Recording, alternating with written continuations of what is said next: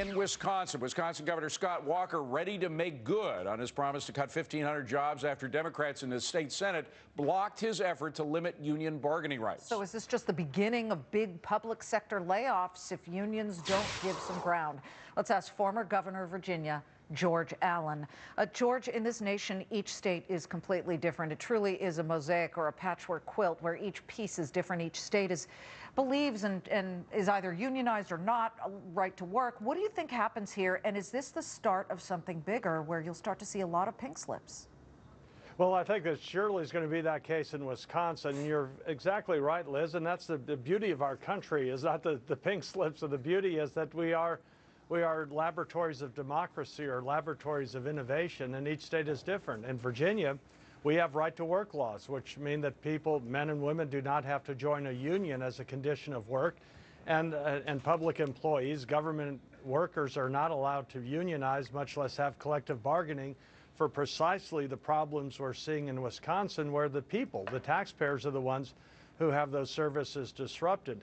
And by the way, your previous conversation that you had on competitiveness of our country, the states that are doing better, Liz, if you look at it through the decades, are those with lower taxes, right-to-work laws, and more affordable energy costs. And so what Governor Walker's trying to do is bring some semblance of budgetary order to Wisconsin, but it's also hopefully make a state maybe a little bit more competitive for investment and jobs. Let's talk about the political price that a governor has to pay for doing what these governors are doing. Governor Christie of New Jersey and Governor Mitch Daniels of Indiana have survived and thrived as a result of taking on these public sector unions. Their numbers have actually increased as the public sees what they are doing. Do you think the same will happen to Scott Walker or not?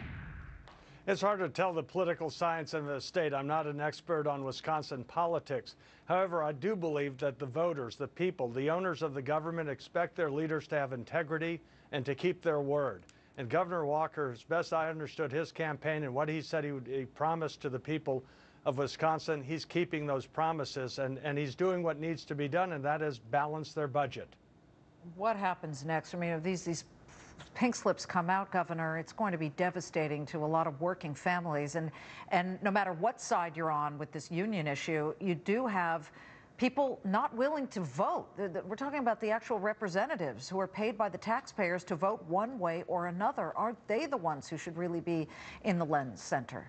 Yeah, Liz, you're exactly correct. And it is unfortunate that it's going to come to this, and it's because of those senators who left Wisconsin to go to Illinois, abdicating their responsibility. They were elected to vote. That's just one of the key aspects of a representative democracy. And so when they don't do their job, if one wanted to look, where's the blame? The blame is with those senators who left the state. They're supposed to be on duty, and they obviously were AWOL, and so they're the ones who are primarily responsible. How far that blame will go? The governor now wants to actually have them arrested as a result of not doing their duty. If they are arrested, if they sort of demand in a big public scene to go to jail, do they become martyrs? You know that's the way they're going to spin their situation, and certainly the national unions would try to do the same. Well, the union bosses may want to spin it whichever way they want. I know as a parent, if we had teachers who were not teaching our children in public schools in Virginia, we'd be pretty upset with that because that's what they're paid to do. And those legislators are paid to do their job. And so they can spin it any which way they want. Normal people in the real world are going to say, wait a second, this is what you were elected to do. This is what you campaigned for.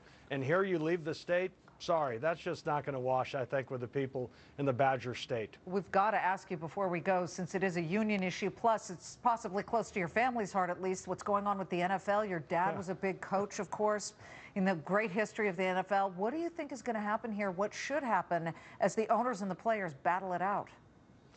Well, as a football fan of America's favorite sport, I'm hoping that they'll be able to work it out, and I believe they will. There's a lot of negotiations going on in Wisconsin and Washington and also with the NFL and the Players Union. And I'm hopeful they'll figure something out that makes sense, that makes sense to the franchises, to the sport, and also to the athletes. And they have their mediation going on right now. And we're keeping our fingers crossed as All far right. as Redskin fans and all football fans.